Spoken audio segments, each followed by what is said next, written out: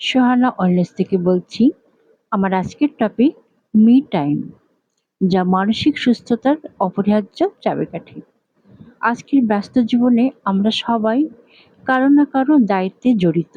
পরিবার, কাজ, সমাজ, অথচ এর মাঝেই কোথায় যেন হারিয়ে যাই নিজের জন্য একটু সময়।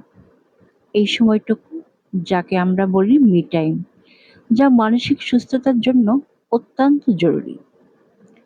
নিজের সঙ্গে সময় কাটালে মন হালকা হয়, চিন্তা পরিষ্কার হয় এবং স্ট্রেস অনেকটাই কমে যায়।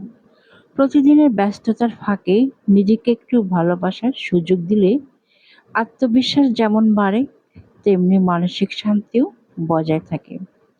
এই সময়টুকু হতে পারে বই পড়া, প্রকৃতির মাঝে হাঁটা, নীরবে চা খাওয়া বা নিজের প্রিয় কোনো শখে মন দেওয়ার মাধ্যমে।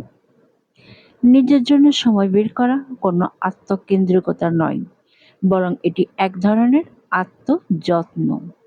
নিজেকে ভালো না বাসলে অন্যকে ভালোবাসাও অসম্পূর্ণ থেকে যায়।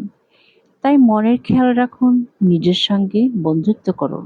সোহানা অনলাইন সব সময় আপনাদের পাশে আছে, সুস্থ, সচেতন ও সুন্দর জীবনের পথে।